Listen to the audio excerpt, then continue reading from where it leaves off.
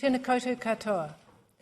Good evening, everyone, and a very warm welcome to the first of the University of Auckland Sir Douglas Robb Lectures for 2014. And I'd like to make a very special welcome to members of the Robb family who are with us this evening. We have a full house, but I don't think any of us should be surprised.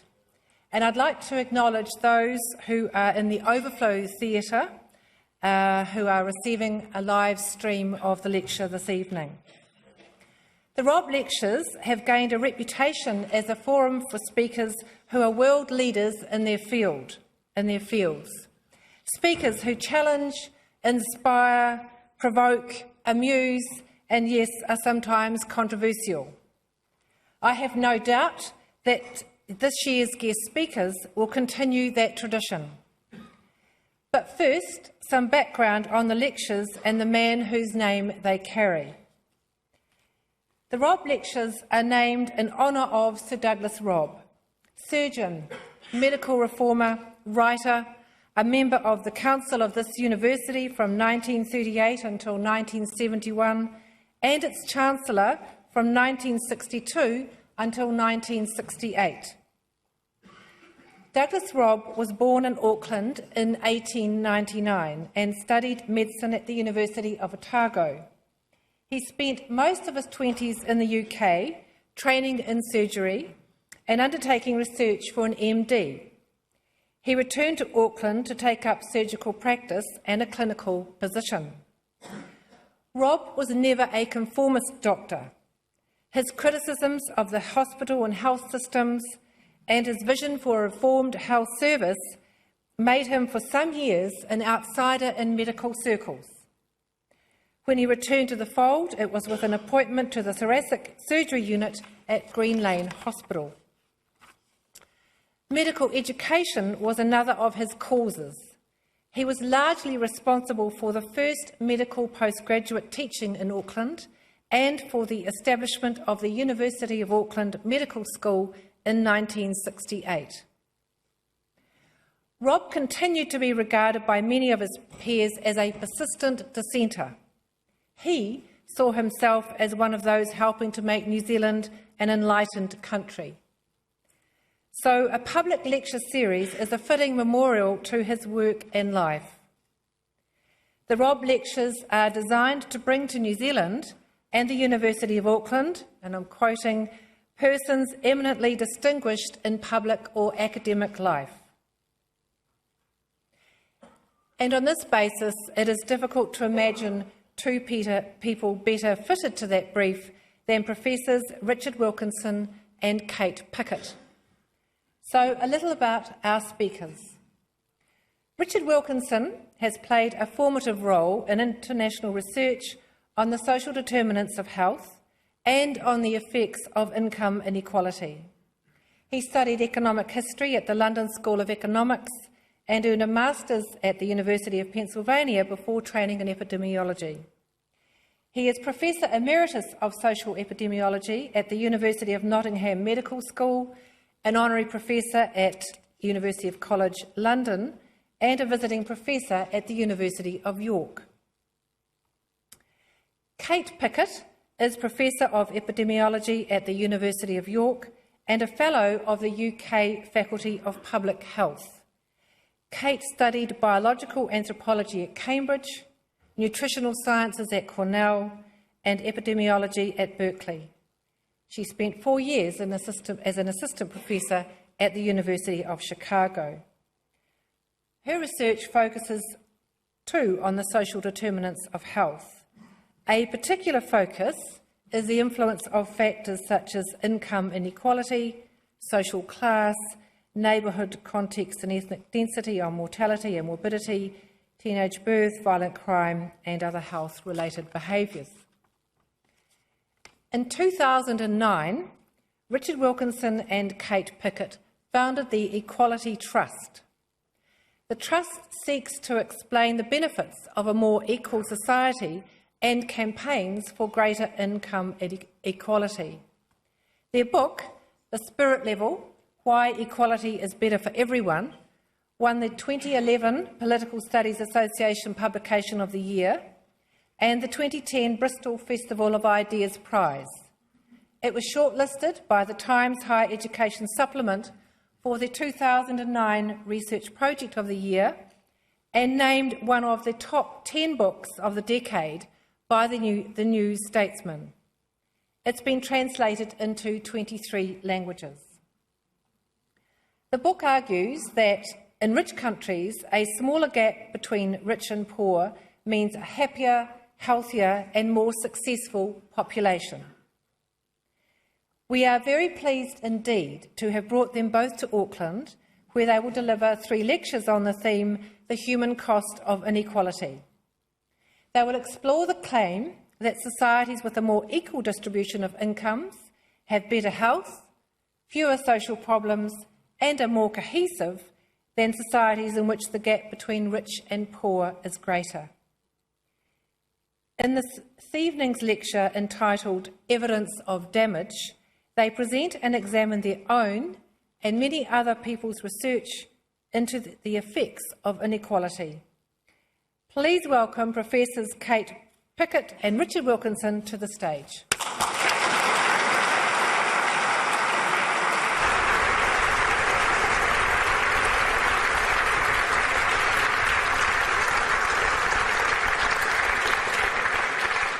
Well, thank you very much for that generous introduction, Jenny. It really is lovely to be here. One doesn't often get free trips to such a wonderful part of the world. We're both enormously grateful to the Robb family and to the university for this. We've been treated much better than people working on inequality should be treated. Robin Small got up before 5 o'clock yesterday morning to meet us at the airport. Richard Harvey has, with the administration of this, answered so many emails and so on, always helpfully and promptly. I'd also like to thank Nigel Howarth, who chairs the Robb Committee, for the invitation. And it's nice to be doing this with members of the Robb family here. One of the reasons I'm particularly glad to do this is so often when Kate and I give lectures, usually separately, I mean one of the pleasures is doing it together for a change, is to be given so much more time. Normally we have to pack the whole message into 45 minutes. Often pack the whole thing into 20 minutes, but to be given 3 whole sessions is wonderful. And as you see, we're going to deal with it. First, the evidence of the damage. We're just going to show you a lot of data showing how much less well more unequal societies perform in all sorts of ways. In the second lecture, we want to go into the causal processes. And we find that you have to hit people with the data before they'll look underneath it to see what's going on. And then the last lecture, what we do about it. A disadvantage, I think, of doing it in 3 sessions is that many of you won't come to them all. You have other things to do. And I half feel that maybe we'd be doing each of you a greater service if we did it all in one go, but that's not how it's going to be. So I hope as many of you as possible will stay and to all 3. Kate and I, as Jenny said, both trained in epidemiology from rather different backgrounds. We are, if you like, the generation of people called social epidemiologists. I was one of the first people trained in epidemiology who hadn't done medicine first. I came to it, actually, I sometimes say from social sciences, but I did economic history at the London School of Economics, so I don't know. It's not, I suppose, yes, that is a social science in a sense. So we've been studying the huge differences in death rates which exist within all our societies. You know, if you have data, I'm not sure that New Zealand has small enough scale data, but if you have data for rich and poor neighbourhoods within any major city in almost any of our countries, you find that the poorest areas have life expectancy anything from 4 or 5 years shorter to 12 or even sometimes as much as 14 years shorter. That's the biggest human rights abuse in our societies, to deprive the whole swathe of the population from that amount of life expectancy. And so we were trying to understand what's going on. And that, ours was just part of a worldwide effort to understand these things, dating back to around 1980 when the Black Report came out, commissioned by the UK government to try and draw attention to these differences. I thought, when I first came upon them in the 1970s, that these health inequalities were so deep-seated in our societies that perhaps there was nothing governments could do about them. No, they can't abolish the whole structure of class and inequality. It's just not feasible. But then we began to see that the scale of health inequalities varies over time, and it varies from one society to another. And you start to think it is amenable to change. Maybe something can be done about it. But I thought, working then in the late 70s, early 80s, that our job, working in public health, doing research on these issues, was to find what aspect of the material differences between different social groups contributed to more of which different cause of death. What explained why there was more heart disease, more respiratory disease, more of this, that, and the other cancer in lower social classes? And actually, we've moved a long way from those initial perceptions. In a way, the picture that's come together over the years is remarkably coherent. And I think it was because Kate and I found ourselves sitting on this very coherent picture, suddenly seeing how the pieces of the jigsaw puzzle fitted together, that it then carries a duty to try and do something about it, to at least draw it to the attention of other people. We felt very strongly that even if we'd got little bits of the picture wrong, the basic structure must be right. We became quite convinced of that, and of course, as an academic, one is always afraid of being caught out by one's peers and so on. So it was that sort of fear is a good guard against making any very obvious mistakes. I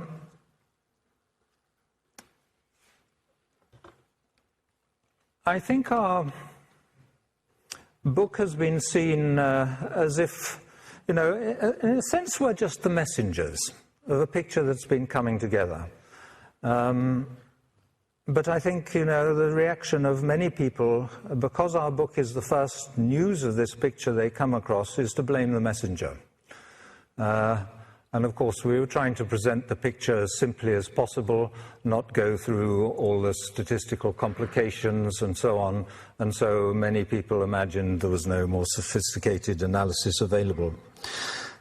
I, while at the London School of Economics, did a number of courses with Professor Sir Karl Popper, the great philosopher of science. And that was a liberatory experience. And one of the things he taught is that it's not the sources of the theories that have to be unbiased, it's the methods of testing them. And that a good theory makes novel predictions that you can test. So, we will show you some of those. And I think our confidence in our basic message comes from the fact that it has been tested so very many times now in different settings. I wanted to say, though, that people often think that somehow the relationships we're going to show, that we've constructed them by clever picking and choosing of data. That's not what we do. All our evidence is just downloaded from international agencies like OECD, WHO, the World Bank, international agencies of that kind. If any of our sources has data for one of the countries we're looking at, it goes into the analysis. We don't make the judgments of what's comparable. We leave that to WHO or whoever. So if you don't like our data, don't complain to us. Send your letters to WHO and OECD and so on.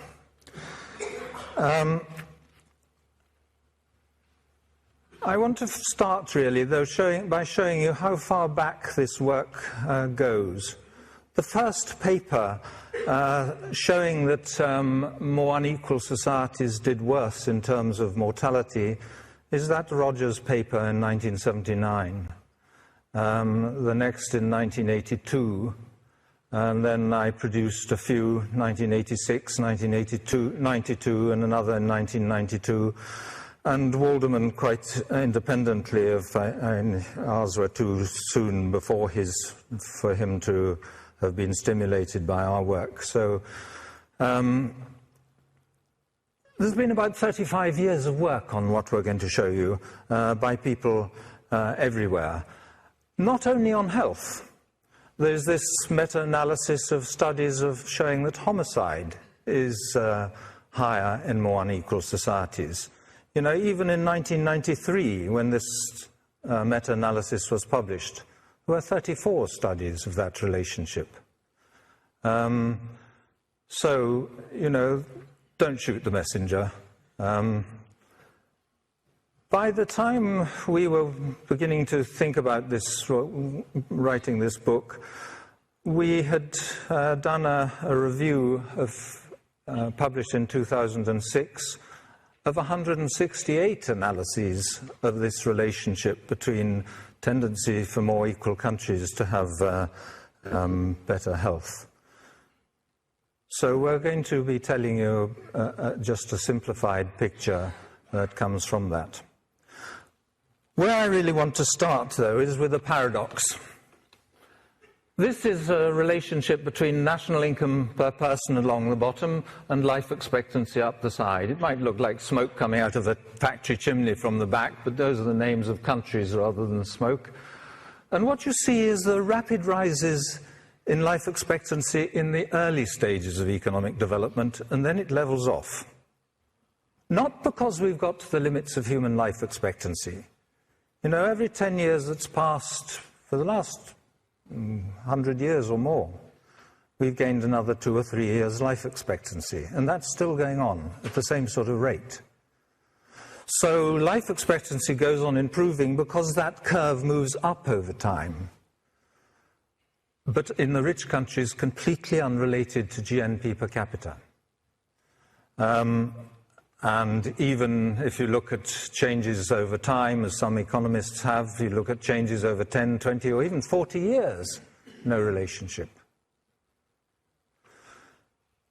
What's important about this is that if you looked not at life expectancy but happiness in relation to GNP per capita, you'd find very similar relationship. Rapid rises in the early stages of development and then leveling off. Measures of well-being, a similar story. So what I think this means, what is a curve really of diminishing returns to increasing income. Bound to happen at some stage in the course of economic development. And what it means, I think, is that in poorer countries it's really important to raise the material standards, where many people haven't got access to basic necessities. But for us in the rich developed world, higher and higher material standards, having more and more of everything makes less and less difference. Economic development is what's transformed the real quality of our lives, but it's largely finished its work in the developed countries. However, let me just show you, this graph it just takes those rich countries from the top level part of the this graph and blows them up so you can see them more clearly. And there you see absolutely no suggestion of a relationship between, well, in Norway and USA, GNP per capita twice as high as in Israel, Greece and Portugal. No difference to life expectancy. But within every society, you find these extraordinary social gradients in health between rich and poor, well-educated and badly educated, high social status and low social status.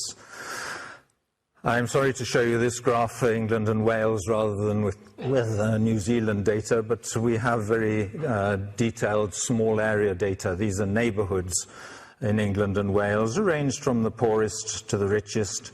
And you see that those differences in life expectancy running right across society. Normally, when you talk to people about health inequalities, they immediately start thinking of the homeless, the unemployed, the poor at the bottom. That's only a very small contribution to the right-hand end of this picture.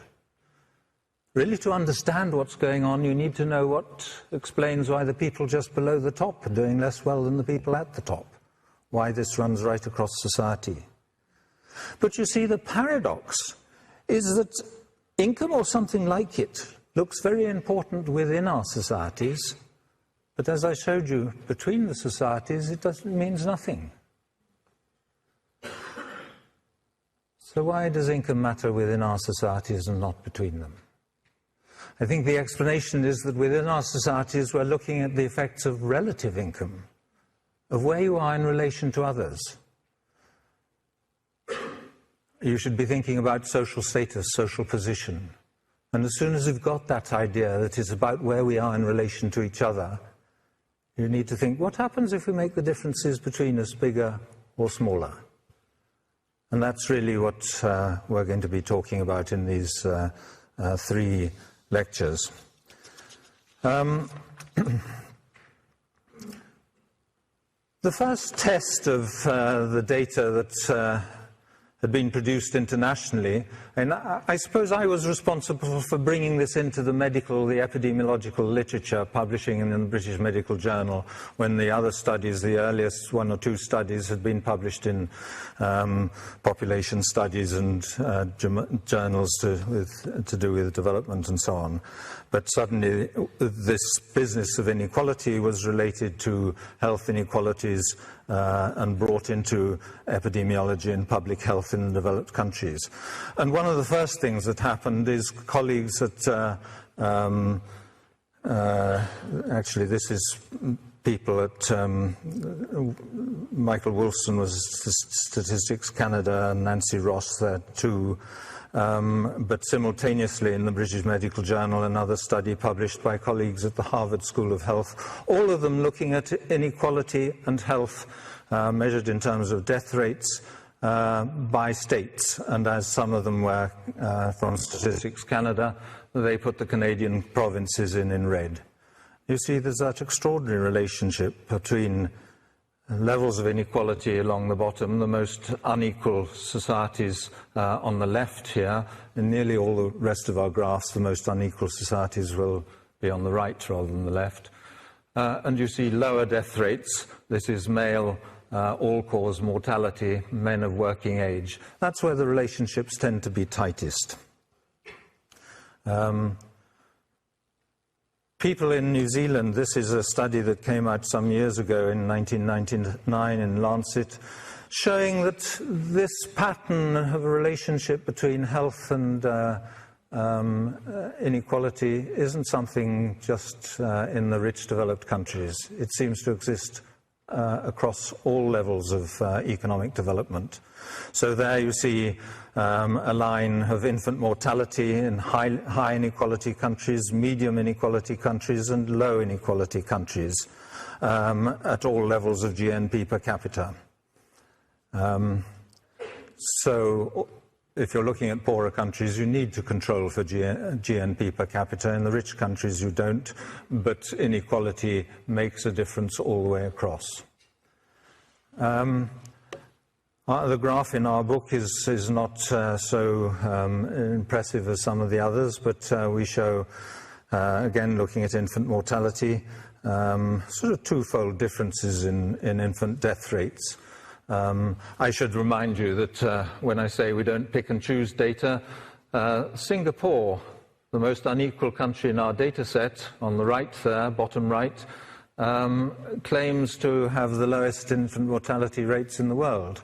I never trusted that data, but it's what WHO has, so it goes into the analysis. And that's why the regression line doesn't seem to go through most of the points.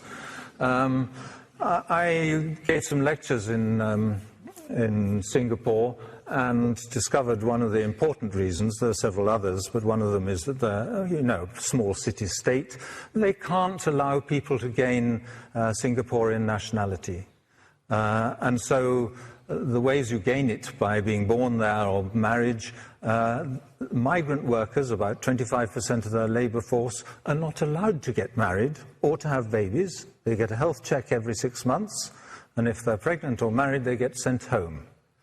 So you remove from the picture the section of the population where you'd expect infant mortality to be highest and report an extraordinarily low infant mortality rate. But this is just to reassure you that there's no messing around with the data. As I showed you, that graph early on, that's not a graph, that's a meta-analysis of homicide in relation to inequality. Kate and I began to wonder whether this relationship that initially people assumed, and I certainly assumed, applied just to health, whether it applied to other things too. And a number of considerations made us start thinking maybe it's problems that have a social gradient, by which I mean the problems that are more common at the bottom of the social ladder. So although there's ill health and violence and depression at the top of society, they're all more common at the bottom. We began to ask ourselves whether maybe it was all those problems with the social gradients that were worse in more unequal countries. We did a formal test of that hypothesis. We looked at death rates that have strong social gradients and ones that have very weak social gradients or no social gradients. Used American data, so along the bottom you see the correlation with county income. USA has over 3,000 counties, and so we had the death rates, each of those death rates. Can you read them from the back easily? Tell me, the back, can you read this sort of print? Yeah, some nods, okay. And up the side you've got the correlation between the death rates and state income inequality. And you find the things that have got a stronger social gradient are more closely related to state income inequality, whereas things like breast cancer and prostate cancer that are as common at one end of society as at the other, no relationship with income inequality. So it was when we saw that picture and began to think that that guess was right that we decided we should really start looking at many other problems with social gradients. And that's why I'm going to hold over to Kate to show you some of that data. I foolishly have no pockets tonight, so I'll try not to move around too much. Good evening. It's very nice to be here along with Richard to talk to you. I've got a fairly easy job today because I'm going to show you a series of data, and once you sort of understand one, you can really understand them all. But as Richard said, we started to look at problems beyond the health domain, to look at social problems that have social gradients as well as health problems. And we actually created an index that put together a whole range of health and social problems. They're listed up the side there. So our index does include health problems like life expectancy, infant mortality, obesity and mental illness.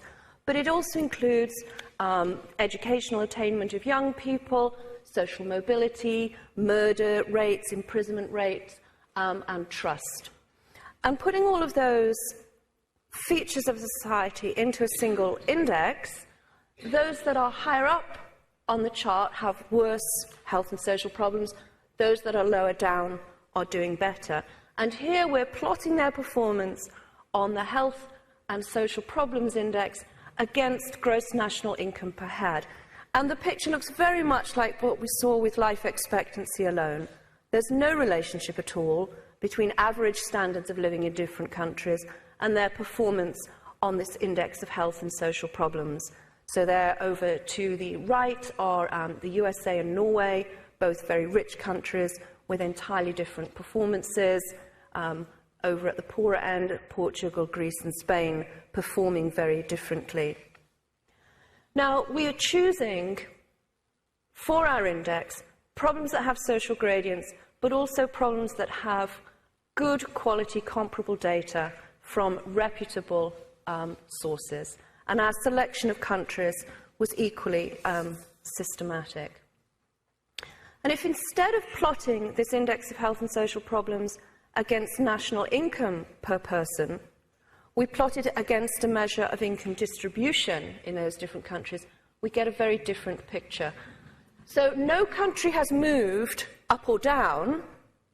We're just now relating them to a measure of income inequality rather than to a measure of average income per person. And, you know, this is a rather astonishing graph, looking more like something that comes out of physics than out of the social sciences. Now, we knew all along that the work we were doing would be highly controversial. If you think that income distribution means something important for these health and social problems, it has deeply political consequences and meaning. And so we knew that we were going to have to be robust in our presentation of the research picture. So we did everything again. We knew we might be accused of cherry-picking these countries, and we knew that some people might think that the differences we're seeing here are due to cultural differences or historical differences between different groups of countries. You know, maybe it's all due to the fact that problems are worse in the English-speaking world, or maybe there's something rather odd about those Scandinavian countries. You know, they're all a bit peculiar. And if you take them out of the picture, then there's nothing to explain. So we did it all again in a separate test bed, the 50 US states. So we created the same index of health and social problems. The only difference between this one and the international one is it doesn't contain social mobility because they didn't have those data at that time. But it's the same index apart from that, and it's related to a measure of income inequality for the different US states.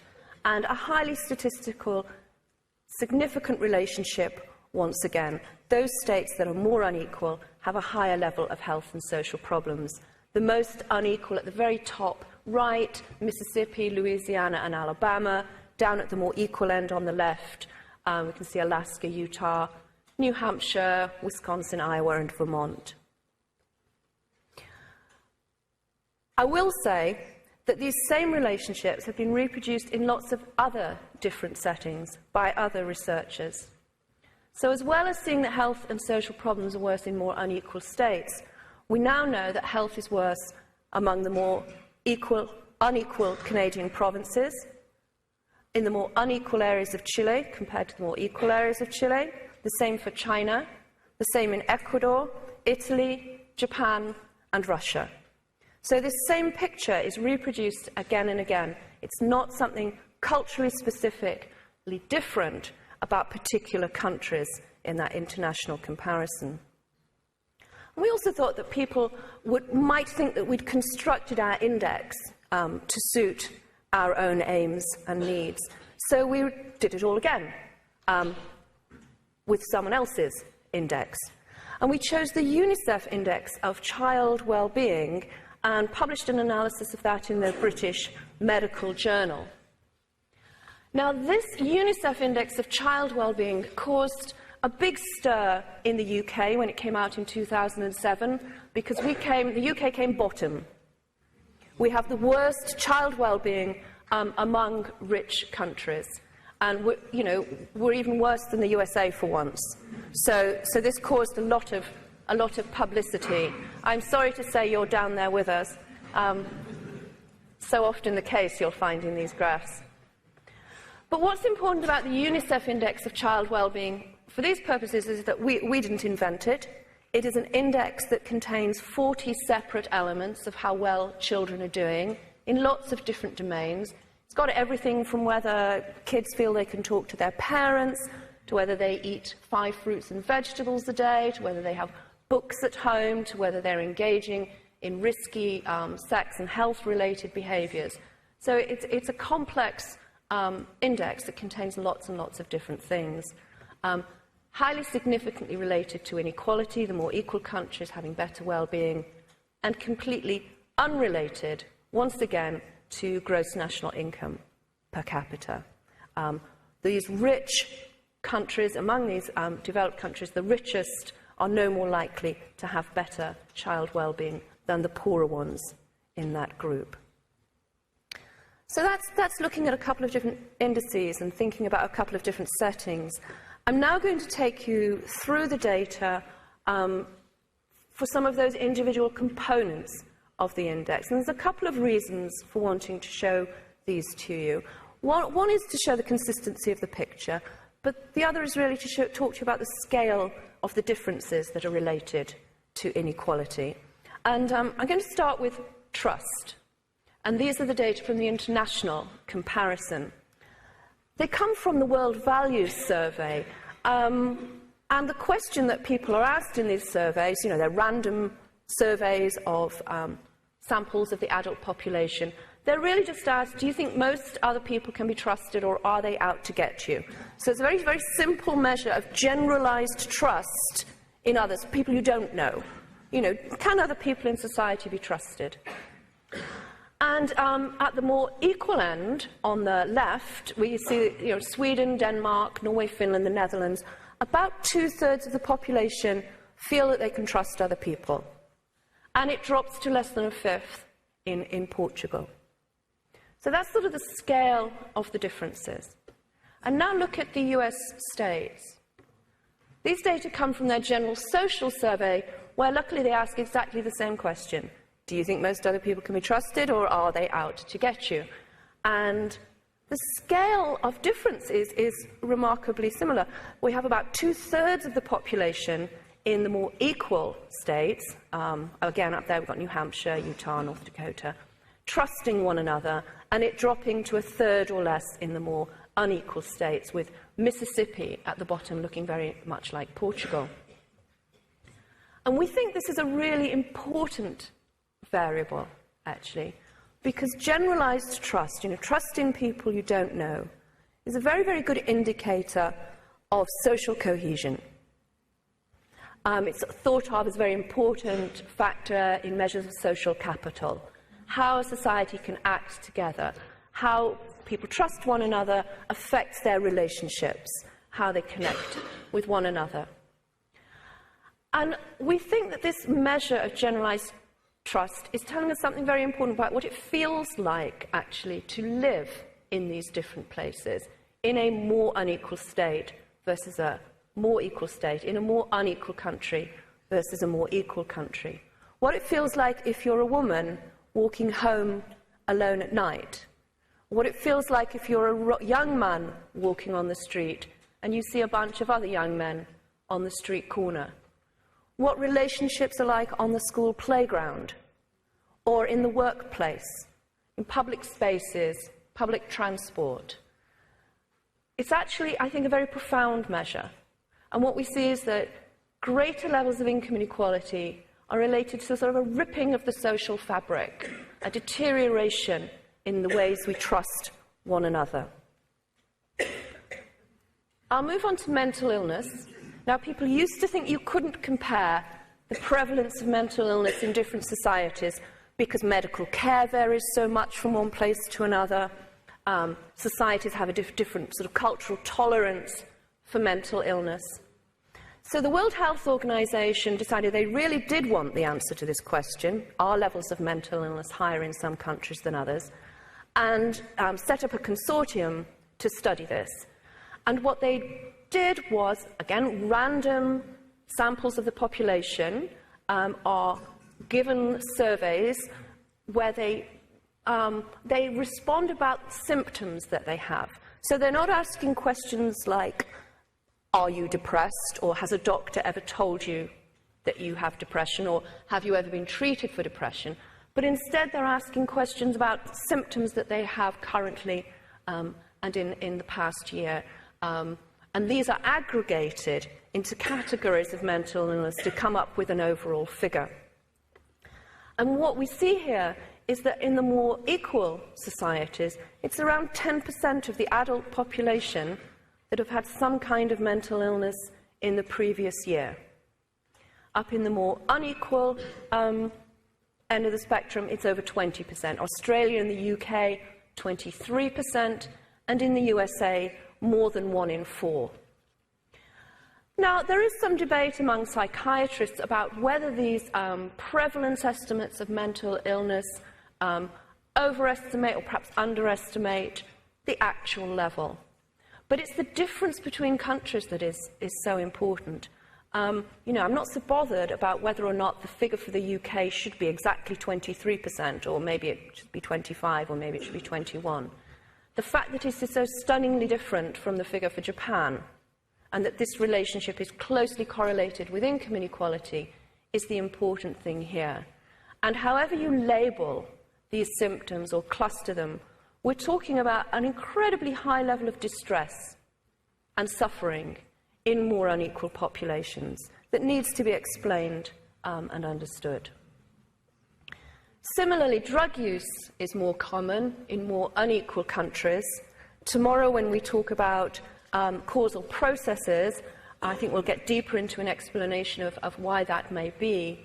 But for now, just to show you that an index of the use of opiates, cocaine, cannabis, ecstasy, and amphetamines shows higher drug use in more unequal countries, with Australia, the UK, and New Zealand all doing even slightly worse than you would expect, given their level of inequality. Another health measure, looking at obesity, which is a growing epidemic across the world, particularly taking off in rich countries, but now affecting many others as well. A statistically significant relationship with inequality. Interestingly, it's stronger for women than it is for men, probably indicating the greater social importance to women of body size and body shape in these countries than men. But we find exactly the same for children. So here's the proportion of overweight children aged 10 to 17 in US states, closely correlated with levels of income inequality in those states. So moving on to look at the murder rate. These are data from colleagues in Canada, and they're looking at homicide rates in US states, which are here in red, and the Canadian provinces, which are blue triangles. I hope you can distinguish these. And we're looking at, up the side, homicides per million people per year. So how many murders for every million people per year in relation to income inequality. And down in those more equal Canadian provinces, there are about 15 murders per million people per year. In the most unequal US states, it's about 150 per million people per year. So a tenfold difference in the murder rate, closely correlated with levels of income inequality. And here's imprisonment.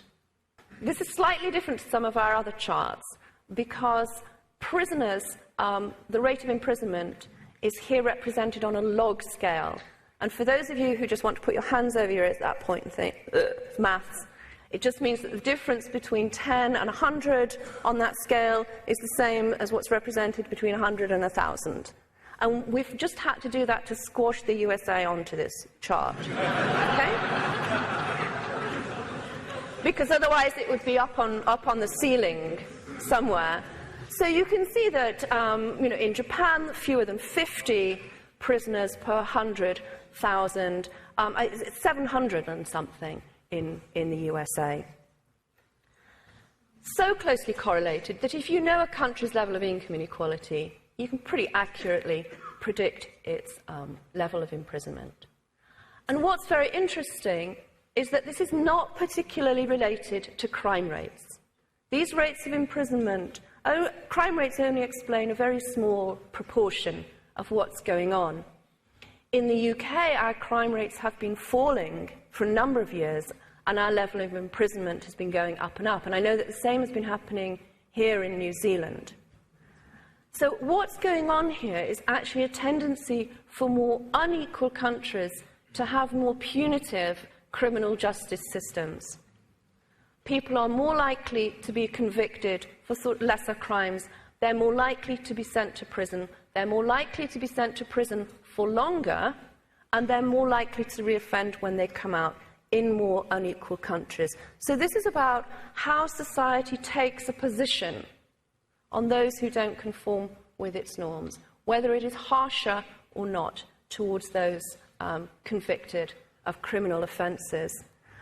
And as a test of that, we actually looked at the age at which young people, children, are considered to be criminally responsible as adults.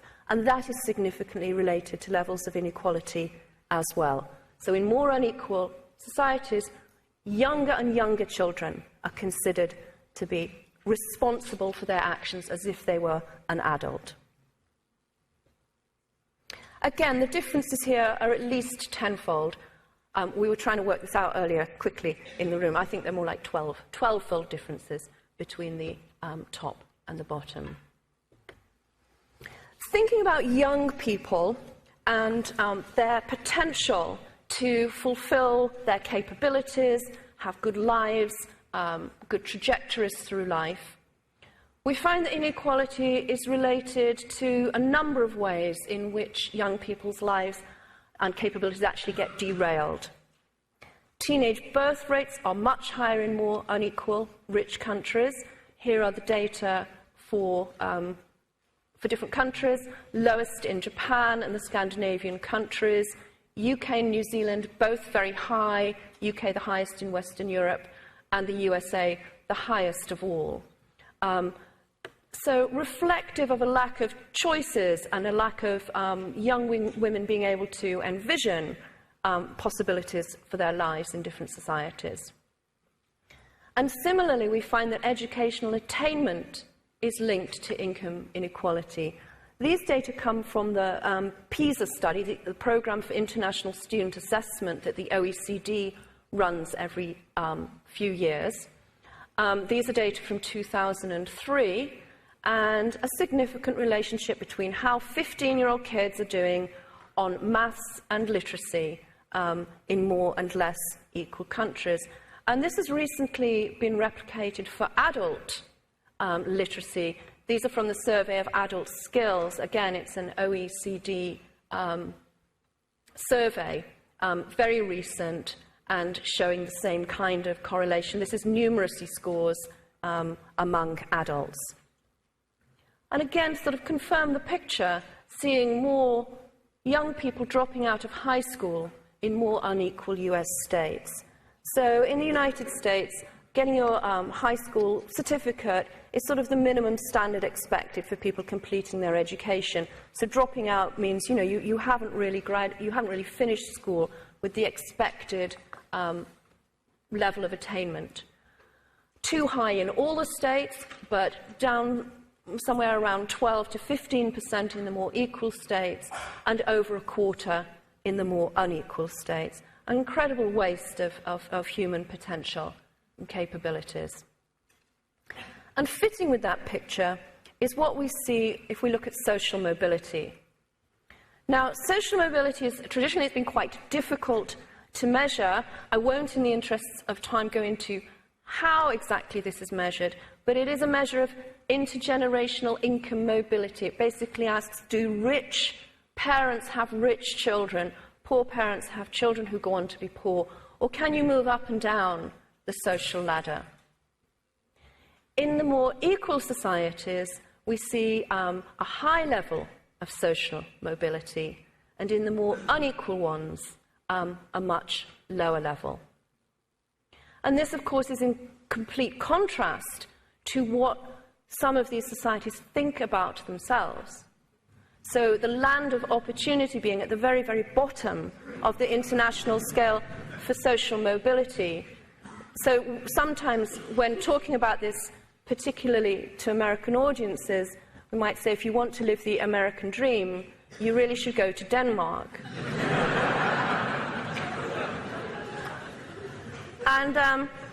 I said it's hard to study, but more recent data using more sources showing the same picture. And New Zealand wasn't there in that previous slide, but there it was. Slightly worse social mobility than we would predict, given your level of income inequality. I'm going to hand back to Richard to finish in just a minute, but I just want to mention a few of the more sophisticated analyses that have been presented in this field, in contrast to the very simple picture which we deliberately put forward in the spirit level. I'm not expecting you, and I'm not going to necessarily explain the detail of this slide. It's really just to remind me that what we are increasingly aware of are studies that look longitudinally over time at what happens when income inequality changes to the kinds of health and social problems that we've been interested in. There have been a number of pooled time series studies looking at changes in income inequality in relation to health, and a number in relation to homicide, with the majority showing a clear relationship when inequality rises, health, either mortality rates can get worse, or improvements in health, such as life expectancy, are slower. This graph is from a study looking at mortality rates in the United States, which showed that when income inequality changes, there is a lag period of about 3 years before that effect starts to show up in the mortality statistics, and that effect then accumulates through to 12 years out from when the income inequality changes, where the level gets re-established at a new high. We're also seeing increasing numbers of what are called multi-level studies that look at the effect of income inequality in countries or states or large areas while controlling for the individual incomes or education of every single person in the study in those areas. There was a meta-analysis of these sorts of studies done by Kondo and a group of his colleagues at Harvard School of Public Health, and published in the British Medical Journal after our book came out. And this study, this meta-analysis includes close to 60 million individual people across 9 very large studies where income inequality is measured at the start of the time period, and then they're followed up for here between 1 and 28 years in the different studies. And this study controlled for each of those people's education or income or levels of poverty, and found that even when you do that, there is still a significant effect of income inequality. So, our book is deliberately simple because of the audience we were trying to reach. The work that underpinned it has not been simple, and as it continues to develop, is increasingly rich and complex, and is showing us that, yes, there is this very simple and straightforward relationship between income inequality and health and social problems, and it is robust, replicated, and what we'll spend the rest of the time doing is really trying to understand how it works. Well, we're into the home straight now. Just a few more pictures we want to show you. It might seem fairly obvious to say that problems related to social status, with those social gradients that we've been looking at, get worse when you increase the social status differences with bigger income differences. And in a sense, I think what our data shows is what people have intuited for centuries, I mean, since the French Revolution, that inequality is divisive and socially corrosive. But that very simple idea that, problems related to social status get worse if you increase the social status differences, that does sound very obvious. What isn't obvious is they don't just get more common, those problems don't just get worse amongst the poor. Kate has been pointing out to the scale of the differences. You know, in some of the mental health things and infant mortality, perhaps 2- or 3-fold differences between the levels in more and less equal countries. But in some of the studies of homicide, in teenage births and imprisonment, 10-fold differences. So, you know, we're not talking about problems being 10% or 20% more common. We're talking about them being 200 or 300% or even 1,000% higher. The differences can only be so big because it's not just the bottom 10% being affected by them. You can do little calculations on the back of the envelope and see what you'd have to assume about what was going on amongst the poorest 10% is quite implausible to explain these differences in the average for the populations. But fortunately, we have data which allows you to compare people at the same position in more and less equal societies. Some of it's quite old data from when we were first trying to make comparisons. When I say we, I mean internationally people were trying to make comparisons of health inequalities between countries, wondering whether health inequalities really do vary between one country and another. And some Swedish researchers very kindly reclassified their infant deaths by the British Registrar General's classification of occupations. Anachronistically, it's a classification by father's occupation, so single mothers have to go in a class on their own.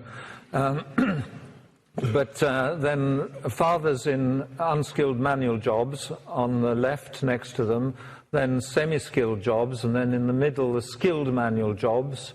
Next up, moving to the right, are the clerical workers, the junior non-manual jobs. Then just before the top, class 2 from the right, is teachers, nurses, people like that, and at the top you've got the professional occupations, doctors, lawyers, directors of larger companies, things like that. What you see in that graph is that Sweden's infant mortality rates are lower right across society. More equal Sweden does better than us, not just at the bottom, but in all groups. The differences are biggest at the bottom of society, but even at the top, there seems to be a small advantage in living in a more equal society. This, too, is old data from Doug Wilms, using the OECD PISA data on literacy scores. Instead of being classified along the bottom by occupational class, they're classified, these are children's literacy scores, by how many years of education their parents have had. So on the right, you've got the children of well-educated parents, parents who've had university education, and presumably those parents, those kids, were brought up nearer the top of society. On the left, you've got the kids of badly educated parents, nearer the bottom of society. And again, what you see is exactly the same picture, that you do better all the way across society if you're in a more equal society, more equal Sweden, better than Canada, and worst of all in the USA. This is not saying that there are more poor people or more badly educated people or more lower class people in one society or another. It's not telling you about where people come, it's saying wherever you come, you do worse. We have about 6 studies like that. More have come out since. But this one in Journal of American Medical Association, Banks and Marmot, showing rates of different diseases, diabetes, hypertension, cancer, lung disease and heart disease, comparing the US and British populations. Actually, it was confined to whites in the US and in Britain because they didn't want people saying this is something to do with ethnicity. So they really wanted to rule out that possibility. And the different blocks are tertiles of education. So where it says low in each of these groups, that's the lowest educated third of the population, and high is the highest third of the population. And you see the more unequal American population does worse right across the scale. Not just something to do with poor people not having good medical care, even the better off are doing worse. and indeed colleagues at the Harvard School of Public Health, using multi-level models, said that income seems to affect outcomes so far up the income scale that they talked about inequality as a general social pollutant. You know, it's not just something that, well, you know, affects the poor, but not the rest of it. These effects are so large because we're all part of this picture. As I showed you in that one of those very early graphs with the light blue bars I showed you going all the way across the population neighbourhoods of in England and Wales, those gradients run right across society. Even the people just below the top did less well. And so the effects of inequality also running right across the population. So the basic, what we've been telling you is this. I was delighted, I didn't draw that graph, I found it on Google Images. I felt, there is someone else in the world who understands. I don't know who it was, I'd like to know. But anyway, I hope we've given you a clear idea that there is a problem to be understood. There is something we have to explain. You can't dismiss these correlations. They're too regular, too many of them. And most of them have been replicated in many different settings, a few hundreds of times, some only half a dozen times, but almost all of them replicated by other people in other settings. I'm going to try and tell you what's going on under the surface in the next lecture. And I hope we've whet your appetite for that. But you see, most studies of all these kinds of problems, of drug abuse, of poor educational performance, ill health, are studies of individual differences.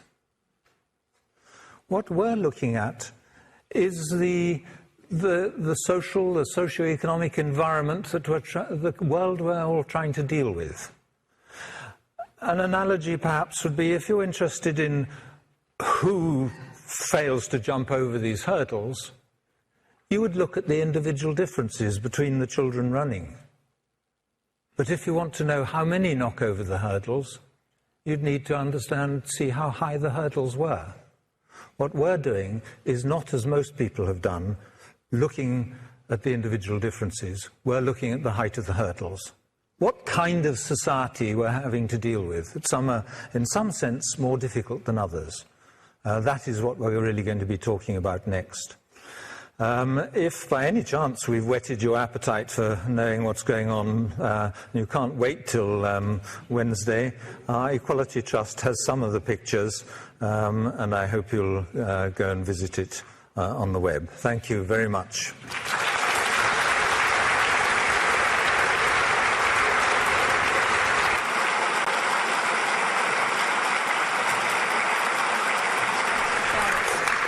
Thank you very much. Now, we do have just a short time, very short time for questions. There are a couple of roving microphones, and if anyone does feel compelled to ask a question, please, if you can ask a short question. I'm surprised that you're actually allowed across the border and into the United States, given the slides that you've been showing.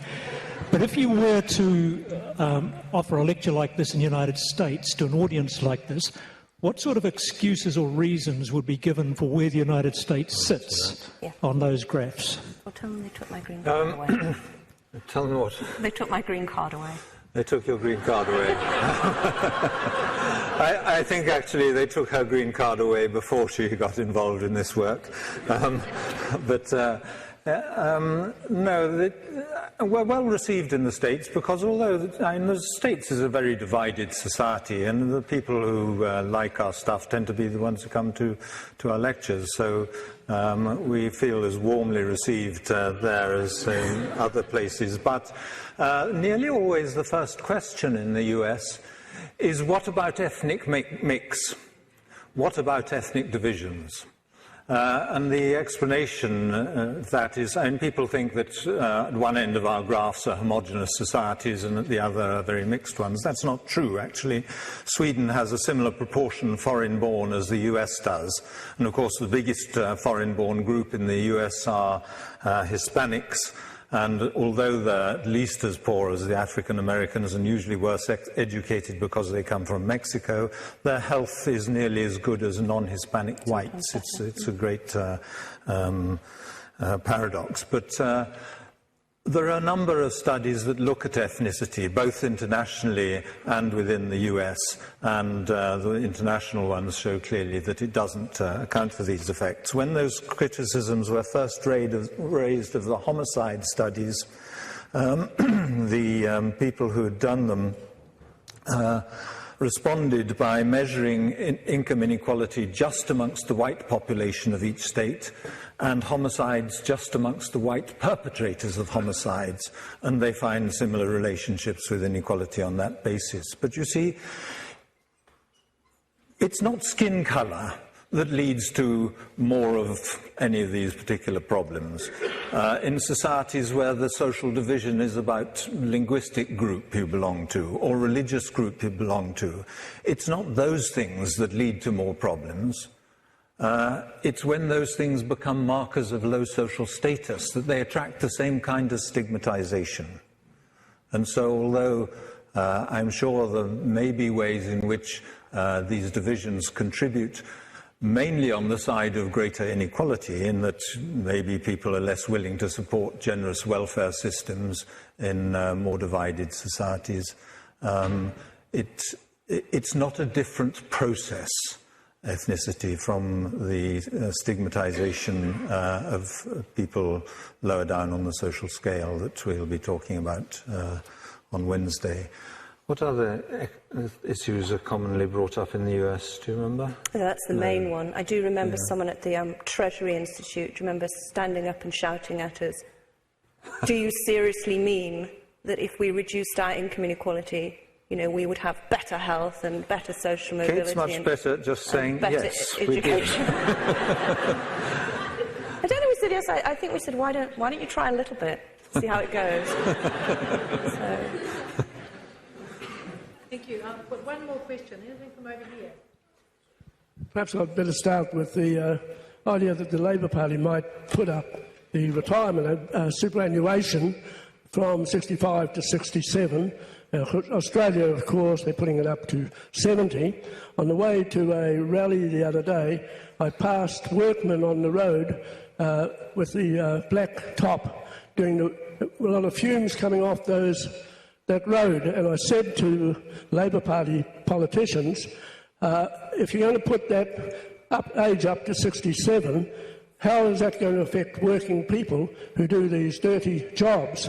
Their answer to that was that they would try to take that into account by measuring their health statistics. But I don't know whether you have a comment on that, because as you pointed out, the people who are most well off are likely to live longest anyway, so it's going to be a big penalty on people who do the manual work.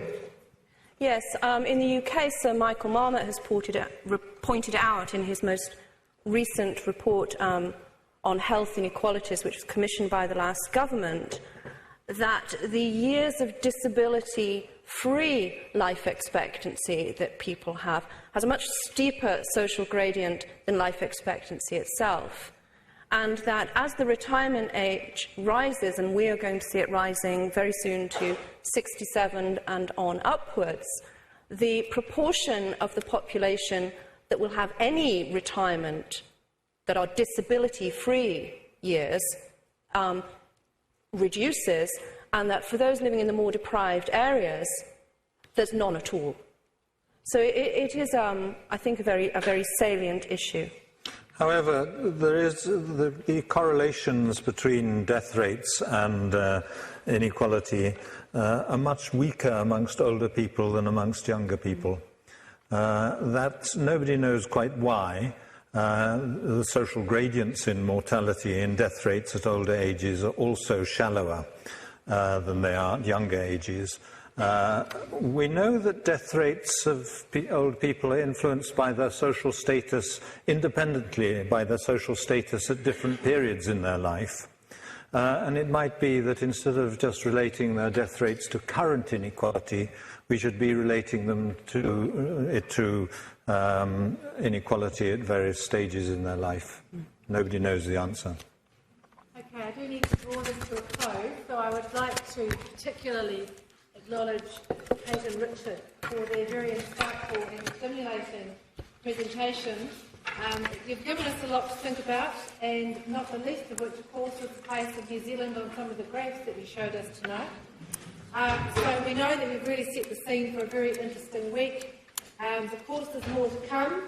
The lecture series continues on Wednesday evening with the second lecture on causal processes, and closes on Friday evening with the solutions.